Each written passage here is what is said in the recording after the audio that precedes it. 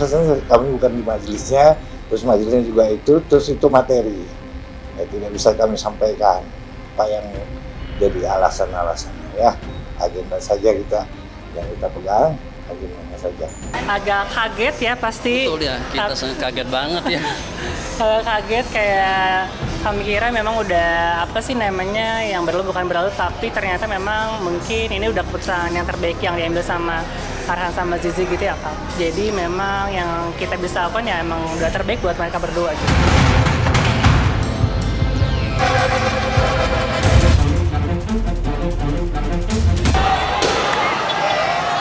Mundur lagi nih. Mundur lagi nih.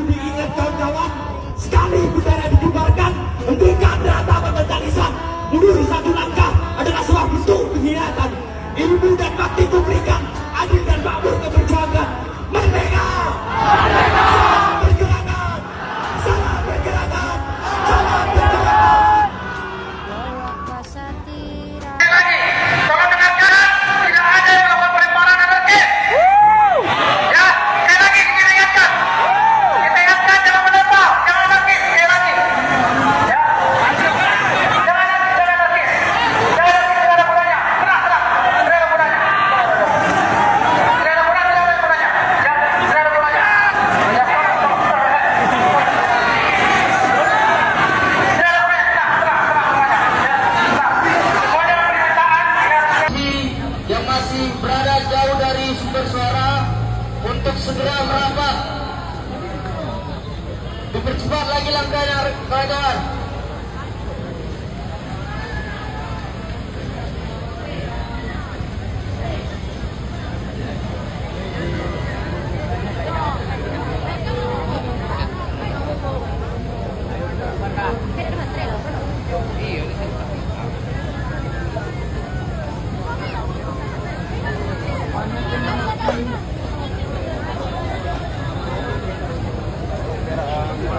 Mana udah pengen? Untuk kawan-kawan mahasiswa, kita merapat ke depan. Sekali lagi untuk rekan mahasiswa, kita merapat lagi ke depan. Kita hari ini aksi damai. Kami harapkan untuk rekan-rekan mahasiswa segera merapat ke depan.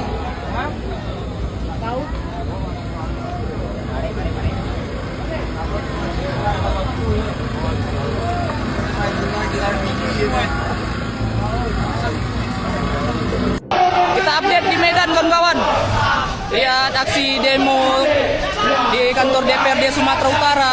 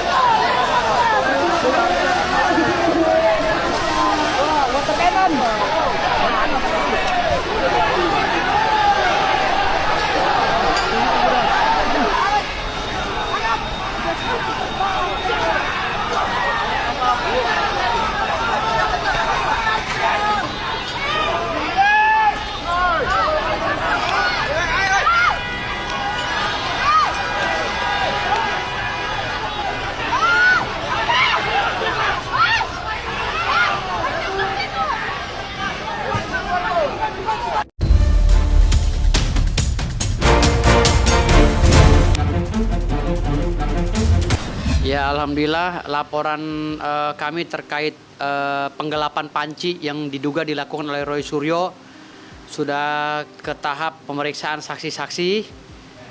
Insya Allah saksi-saksi yang lainnya akan dipanggil. Ya, ini tetap berjalan terus. Nanti arah hukumnya kemana kita bisa lihat bersama-sama. Biar masyarakat yang ingin tahu cerita dari perjalanan perkara ini bisa mendapatkan kesimpulan yang maksimal ya. Karena proses pengembalian panci dan lain-lainnya yang senilai 9 miliar itu belum jelas. Apakah pengembaliannya sudah melalui mekanisme yang benar atau hanya aku-aku hasil daripada kong kali kong antara oknum ya dengan Roy Suryo. Makanya ini harus dijelaskan secara gamblang. Nanti dibuka selebar-lebarnya karena Roy Suryo itu kan sudah ditegur oleh menteri melalui suratnya yang beredar di media sosial harus mengembalikan panci tersebut. Jadi kalau pancinya itu belum dikembalikan, segera dikembalikan. Nah kalau pancinya nggak ada, kemanain pancinya? Gitu loh, apa dibawa pulang ke rumahnya gitu. Jadi ini masalah panci ini jangan dianggap sederhana karena nilainya 9M loh. 9 miliar. Gitu. Jadi kalau buat dapur masaknya Pak Prabowo, ini panci berguna buat bagian orang se-provinsi gitu. Jadi 9 miliar ini bisa seprovinsi pancinya bagian. Mens rea atau niat jahatnya sudah terlaksana, aktus reusnya atau perbuatannya sudah terlaksana. Jadi prosesnya gimana nanti? Gitu. Jadi penggelapan panci ini harus dijelaskan secara signifikan oleh Roy Suryo. Kalau memang ada gugatan atau laporan kemarin, gugatannya kenapa di stop? Laporannya kenapa di stop? Kan saya bilang tadi situ, berarti ada kong kali kong atau ada proses yang tidak benar sehingga membuat teka-teki di tengah masyarakat. Apakah kasus panci ini bisa stop atau kalau memang di SP3 kenapa masalahnya? Itu harus diterangkan secara jelas dari khususnya dari Kementerian Pendidikan Olahraga. Roy Suryo punya borok, ayo kita bongkar boroknya. Boroknya adalah penggelapan panci. Kalau saya bilang maling panci, terlalu rendah dia, kasihan. Karena mantan menteri, sekarang saya bilang penggelapan panci dulu deh. Tetapi kalau seandainya predikat crime-nya sudah muncul, dia benar menggelapkan panci, maka saya mau dinaikkan ke tingkat yang lebih tinggi lagi, yaitu tindak pidana pencucian uang. Kita kan tahu semua, dia lawyer yang sudah dipecat kan. Jadi dia sendiri sudah karena dia kan loncat dan kemudian kena etik dan sekarang digantung, ya nggak bisa lagi dia bilang sebagai lawyer. 1, 2 dia kudet, kurang update, ya itu nggak ada peristiwanya, ya peristiwa itu nggak ada. Dia kudet, kurang update karena sudah ada putusan dari Pengadilan Negeri Jakarta Selatan, ya tahun 2019 saya kalau nggak salah, yang menekankan bahwa Kementerian Pemuda dan Olahraga sudah mencabut gugatan itu dan minta maaf. Jadi udah kalah. Jadi dia mencabut gugatan itu. Jadi peristiwa itu udah nggak ada. Itu ngaco bener nih orang namanya Firdaus Oiwobo ini ya. Itu sudah dipecat dari lawyer ya, dan tidak bisa lagi sekarang karena basnya berita sumpahnya udah. Terus kemarin saya dengar dia malah ngaku-ngaku mau nantang tinju. Ini otaknya udah nggak jelas orang itu ya gitu. Jadi saya ketawain aja ya gitu, orang yang kudet kurang update kayak gini ya gitu. Jadi ya saya senyum saja, orang-orang kudet kayak gini di anu saja ya gitu. Sudah dia ada peristiwanya dan dia kalau orang kudet kurang update itu ya berarti bodoh ya. Bodoh kemudian sudah nggak punya izin masih bodoh, itu kan dungu namanya ya gitu. Jadi saya nggak perlulah nanggapin orang-orang dungu yang nggak punya otak kayak gini.